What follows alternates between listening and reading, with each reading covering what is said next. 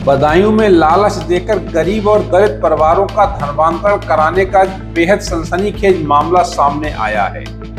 यह गंभीर आरोप एक सरकारी अस्पताल में कैंटीन चलाने वाले नीरज भारती नाम के शख्स पर लगा है। आरोप है कि नीरज पिछले 10 सालों से एक ईसाई मिशनरी के सक्रिय कार्यकर्ता के तौर पर काम कर रहा है। वह आर्थिक रूप से कमजोर परिवारों को पैसे और सुविधाओं का प्रलोभन देकर ईसाई बनाने के जाल में फंसाता है। इतना ही नहीं, कथित प्रार्थना सभाओं में हिंदू देवी देवताओं को अपशब्द कहने और अपमानित करने के भी बेहद गंभीर आरोप लगे हैं। मामला मुजरिया थाना क्षेत्र का है।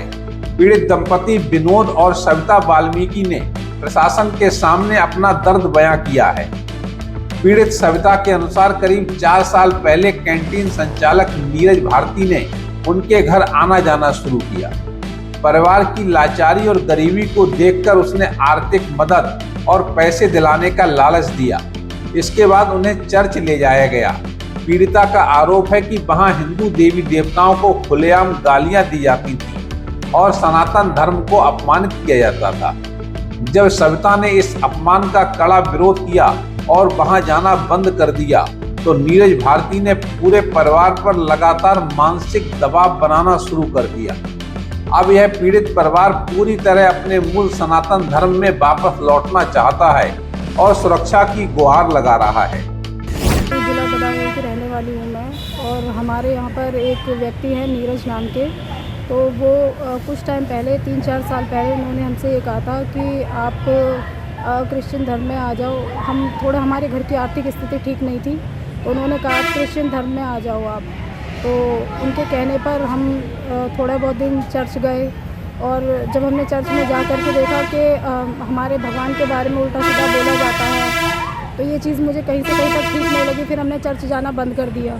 उसके बाद मैं केयर टेकर हूँ अपनी ग्राम पंचायत में, तो केयर टेकरों को मानदेय समय से नहीं मिलता है। इस समस्या को लेकर के मैंने अपनी एक यूनियन बनाई और उस यूनियन को लेकर के मैं काम कर रही हूँ। और अभी 31 जुलाई को हमारा प्रोग्राम हुआ था लखनऊ में, और उस मतलब हमें इस तरह से वो मजबूर कर रहा है कि हमारे संगठन पे भी उंगलियां उठा रहा है। मतलब उसका ये, मैं अपने घर वापसी करना चाहती हूँ, लेकिन उनका ये प्रेशर है कि आप वापसी नहीं करोगे।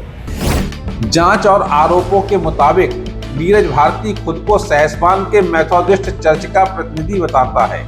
धर्मांतरण के सुनियोजित सिंडिकेट को छिपाने के लिए उसने भाईचारा मंच नाम से एक संगठन खड़ा कर रखा है, जिसकी आड़ में दलित बस्तियों में धर्मांतरण की जमीन तैयार की जाती है। नीरज के सोशल मीडिया अकाउंट्स भी हिंदू धर्म के खिलाफ भड़काऊ और नफरती पोस्टों से भरे पड़े हैं। खुलेआम चल रहे इस अवैध धर्मांतरण के नेटवर्क के खुलासे के बाद अब सबसे बड़ा सवाल जिला प्रशासन और पुलिस की कार्यप्रणाली पर खड़ा हो रहा है। हम और मैं बहुत ही बुरी तरीके से, मतलब मैं मानसिक रूप से प्रताड़ित हो रही हूँ। और फ़ोन कर करके किसी न किसी के माध्यम से वो हमारे पास तक खबर भिजवाता है कि आप घर वापसी नहीं कर सकते। और उन्होंने 3-4 साल पहले की बात है, उन्होंने जब ये कहा था कि आप हिंदू धर्म में आइए, आपकी आर्थिक स्थिति भी ठीक हो जाएगी और आपको कुछ पैसों का लाभ और प्रॉफिट भी कराएंगे हम। लेकिन मुझे यही चीज़ ठीक नहीं लगी कि जब हम चर्च में गए तो हमारे भगवान के बारे में गलत सलत बोला जाता है, वहाँ पे बहुत सी गलत बातें की जाती हैं। और अब मैं घर वापसी करना चाहती हूँ तो वो हर तरीके से टॉर्चर करने में कोई कसर नहीं छोड़ रहे हैं। फेसबुक पे उल्टी सीधी बातें लिख करके भेज रहे हैं। कहाँ का है व्यक्ति? ये व्यक्ति वैसे तो ये एटा जिला का है, लेकिन अब ये यहाँ पे आकर के अपने किसी रिश्तेदार के यहाँ पर रहने लगा है, जिला बदायूं में आकर के। और इन्होंने अपने कागज़ वागज़ सब यहीं के बना लिए हैं, लेकिन ये यहाँ का नहीं है। और ये पूरी तरीके से ये क्रिश्चियन है और पूरा दबाव डाल रहा है हमारे ऊपर। और मैं मेरे सभी संगठनों से हाथ जोड़ के ये गुजारिश है, मैं अपने धर्म में वापस आना।